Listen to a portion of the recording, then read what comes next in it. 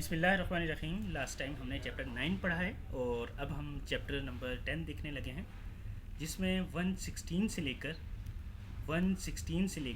134 तक के आर्टिकल्स को हम देखेंगे। चैप्टर नंबर जो 10 है ये डील करता है सर्वेस एंड बाउंड्रीज से। सर्वेस एंड बाउंड्रीज किस तरह से लगाई जाती हैं। सबसे पहले चैप्टर 116 में देखें रेवेन्यू सर्वे होता क्या है। रेवेन्यू सर्वे किस तरह से किया जाता है। बोर्ड ऑफ रेवेन्यू जो होता है ना, वो इसका ऑर्डर देता है कि इस लैंड का सर्वे किया जाए। सर्वे का मकसद क्या है, ताकि उसका लैंड रेवेन्यू फिक्स किया जा सके, उसके लिए रिकॉर्ड ऑफ राइट्स प्रिपेयर किए जा सकें, या बाकी इस तरह के जो भी पर्पसेस हैं। इसमें तमाम या कुछ स्पेसिफिक लैंड शामिल हो सकते हैं। इसके बाद आर्टिकल 117 डील करता है power to define boundaries. Revenue officer के पास ये पावर होती है कि वो किसी एक मौजे की, एक फील्ड की या एक होल्डिंग की बाउंड्रीज़ को डिफ़ाइन करे, उनकी लिमिट्स को डिफ़ाइन कर दे। और इसके अलावा इसके लिए वे कोई इरेक्शन कर सकता है या कोई बाउंड्री मार्क्स लगा सकता है, कोई स्टोन करा सकता है, कोई जिसको कहते हैं बनने वाना, तो वो वाले भी लगा सकता है ताकि अलग अलग हो जाए हर स्टेट, हर फील्ड, हर होल्डिंग। ठीक है। इसके अलावा इस सर्वे के लिए असिस्टेंट के हवाले से डील करता है सेक्शन 118। असिस्टेंट मतलब अब एक रेवेन्यू ऑफिसर सर्वे के लिए गया है तो वो अकेला नहीं कर पाएगा, उसके लिए कुछ लोग चाहिए। तो लैंड ओनर को चाहिए कि वो वहाँ पे मौजूद हो और अपने एजेंट्स को भेजे सर्वे के दौरान, ताकि वो इसकी असिस्ट कर सकें सर्वे करवाने में। अगर वो ऐसा नहीं करता तो उसको 50 रुपये जुर्माना होगा। कितना जुर्माना होगा ये याद रखना है, 50 रुपये 118 आर्टिकल के तहत असिस्टेंस इन सर्वे। इसके बाद सेक्शन 119 आ जाता है।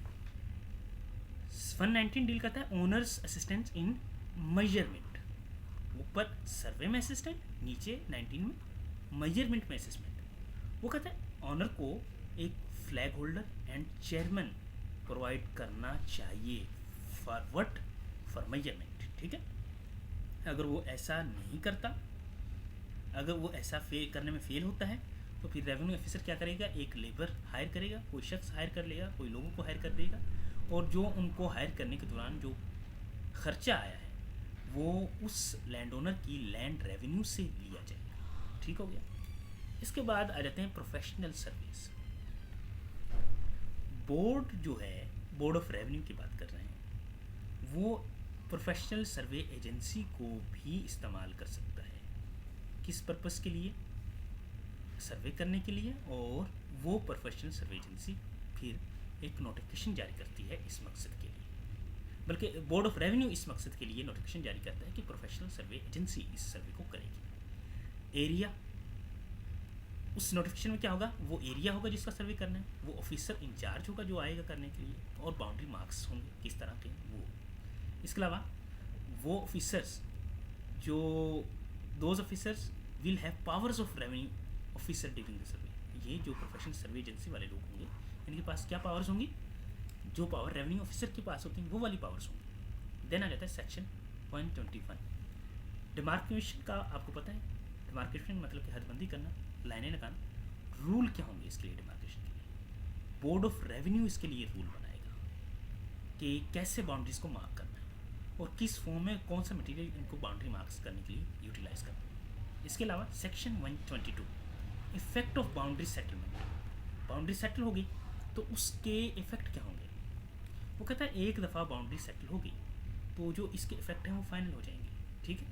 और इसने डिफ़ाइन करना है कि कौन सी ओनरशिप किस शख्स के पास है। दोनों साइड, एक दरमियान में बना लग गया, दरमियान में एक मार्क लग गया, इस साइड की ज़मीन किसी और ओनर के पास है, इसकी किसी और ओनर के पास है, ये इफ़ेक्ट होगा सेटलमेंट का। ठीक है। अब जो है कलेक्टर के पास ये पावर भी है। कलेक्टर किसी भी शख्स को एविक्ट कर सकता है।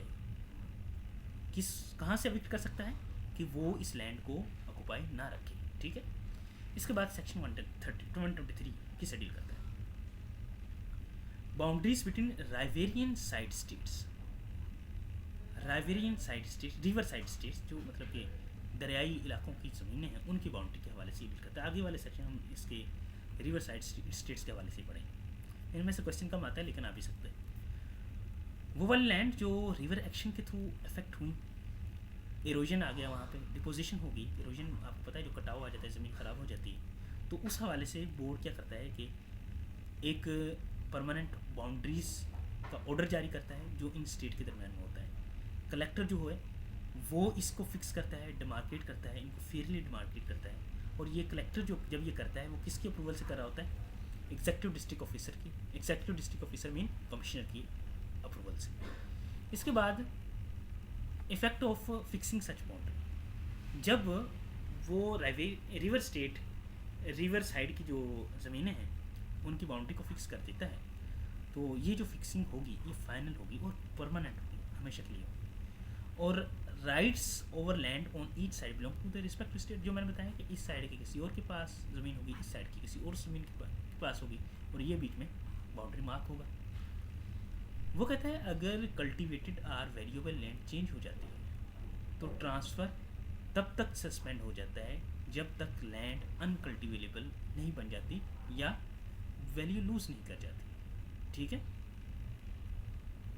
दूसरा 125वां section, application for immediate transfer. वो इमीडिएट ट्रांसफ़र करने के लिए भी अप्लाई की जा सकती है। वो कहता है जो लैंड ओनर है वो अपने ट्रांसफ़र राइट्स के लिए अप्लाई कर सकता है, कि इमीडिएटली अप्लाई कर सकता है कि भाई मुझे ये नुकसान हो रहा है, इस जो आप डिमार्केशन कर रहे हैं इससे मुझे ये नुकसान हो रहा है, इसकी मुझे कंपनसेशन दी जाए। तो कंपनसेशन का प्रोसीजर क्या है? 126 इसको डील करता है। कंपनसेशन के लिए सबसे पहले तो कलेक्टर क्या करेगा? हायरिंग बिठाएगा, हायरिंग करेगा, मतलब उसकी बात सुनेगा, कंपनसेशन को डिटरमाइन करेगा कि इतनी कंपनसेशन अच्छा इस शख्स के ऊपर आ रही है। कंपनसेशन डिफाइन किसके तहत होगी? Land acquisition act 1894। जिन्होंने तहसीलदार का पेपर दिया है उन्होंने ये एक्ट पढ़ा होगा। जब उसको कंपनसेशन की फुल अमाउंट दे दी जाएगी तो फिर न्यू ओनर के पास ट्रांसफ़र राइट्स उसको मिल जाएंगे। अब अगर वो कंपनसेशन एक्सेप्ट नहीं होती, अमाउंट एक तरफ फिक्स की गई, तो वो फिर ट्रेजरी ऑफिस में जो हुकूमत का खाता है उसमें चली जाएंगी। ठीक। इसके बाद वॉलंटरी ट्रांसफ़र्स, सेक्शन 127। वो कहता है अगर किसी शख्स के पास कोई राइट है लेकिन वो ये राइट वॉलंटरी किसी को ट्रांसफ़र कर देता है, किसी को वॉलंटरी ट्रांसफ़र कर देता है, तो ये ट्रांसफ़र इमीडिएटली होगा और without waiting for official order होगा। कोई फ़ौरन हो जाएगा और किसी ऑफिशियल ऑर्डर की इसमें वेट करने की कोई ज़रूरत नहीं है। इसके बाद इंसिडेंट्स ऑफ टेन्योर, वो कहता है कि जो ट्रांसफ़र राइट्स होंगे, ट्रांसफ़र मतलब कि एक शख्स ने किसी दूसरे शख्स को वॉलेंट्री राइट्स ट्रांसफ़र कर दिए, तो जिस शख्स को दिए गए हैं वो राइट्स उसके पास तमाम ड्यूटीज़ होंगी, तमाम लाइबिलिटीज़ होंगी इस नई स्टेट की। ठीक है। उस शख्स के पास भी वही राइट्स होंगे जो पहले वाले शख्स के पास थी। ये बात इसने की है इसमें। इसके बाद कॉस्ट ऑफ बाउंड्री मार्क्स। अब आपको पता है कि बाउंड्री मार्क्स की इसके ऊपर खर्चा भी आएगा, उसके ऊपर कोई पत्थर वगैरह लगे इलेक्शन लगाने के लिए, रिपेयर करने के लिए बाउंड्री मार्क्स को। वो कहते हैं ये जो सारी रिस्पॉन्सिबिलिटी है ये ऑनर की रिस्पॉन्सिबिलिटी है, या फिर गवर्नमेंट कोई और तरीका गवर्नमेंट के जहन में है तो वो गवर्नमेंट बता सकती है। और विलेज ऑफिसर जो है उसने ये ख्याल रखना है कि कोई इनमें से इस अल्टरनेशन को, इस बाउंड्री मार्क को डैमेज ना करे। विलेज ऑफिसर ने, इसमें लंबरदार भी हो सकता है, पटवारी भी हो सकता है। इसके बाद है रिकवरी ऑफ कॉस्ट। 130 डील करता है रिकवरी ऑफ द कॉस्ट को। अगर कोई ओनर है वो किसी मार्क को रिपेयर करने में या इरेक्ट करने में फेल हो जाता है 30 दिन के अंदर 30 दिन दिए जाते हैं, 30 दिन के अंदर वो फेल हो जाता है, तो फिर रेवेन्यू ऑफिसर ये सारा काम करेगा, और जो ये काम करने में कॉस्ट आई है तो फिर वो रेवेन्यू ऑफिसर को पे करने होंगे। किस फॉर्म में? एरियर ऑफ लैंड रेवेन्यू की फॉर्म में। अगर 30 दिन के अंदर लैंड ओनर खुद नहीं कर पाता, डिमार्केशन या मार्क्स नहीं लगा सकता, तो फिर रेवेन्यू ऑफिसर करेगा, और रेवेन्यू ऑफिसर फिर जो ये खर्चा आएगा उसको एरियर्स ऑफ लैंड रेवेन्यू की फॉर्म में लेगा। अब है ओनर्स की रिस्पॉन्सिबिलिटी। हर ओनर की ये रिस्पॉन्सिबिलिटी है, 131 डील करता है, हर ओनर की रिस्पॉन्सिबिलिटी है कि वो बाउंड्री मार्क्स को मेंटेन रखे और उसकी रिपेयर के लिए पे करे। दूसरा, विलेज ऑफिसर की रिपोर्ट क्या होती है? वो कहता है कि अगर कोई बाउंड्री मार्क डैमेज हो जाता है या रिमूव कर दिया जाता है तो विलेज ऑफिसर की जिम्मेदारी है कि वो फ़ौरन से किसको बताएं, रेवेन्यू ऑफिसर को बताएं, वो रेवेन्यू ऑफिसर को बताएगा। इसके बाद सर्वे सिस्टम है, सेक्शन 133 डील करता है सर्वे सिस्टम।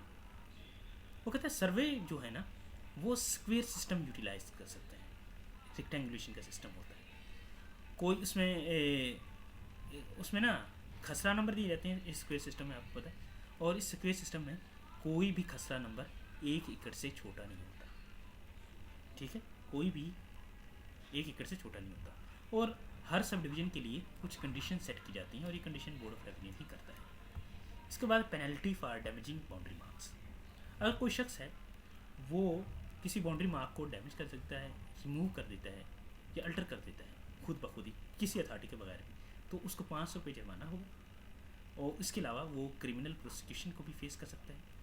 क्रिमिनल प्रोसिक्यूशन किसके तहत होगी, सेक्शन 434 ऑफ पीपीसी, जिसके मुताबिक mischief by injury to landmark होते हैं को डील करता है। इसके बाद सेक्शन 135 है जो एप्लीकेशन फॉर पार्टीशन कोड, बल्कि ये नया चैप्टर स्टार्ट हो गया, चैप्टर नंबर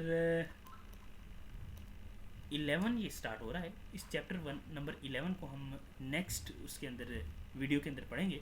आज के लिए इतना ही, जज़ाकल्लाह।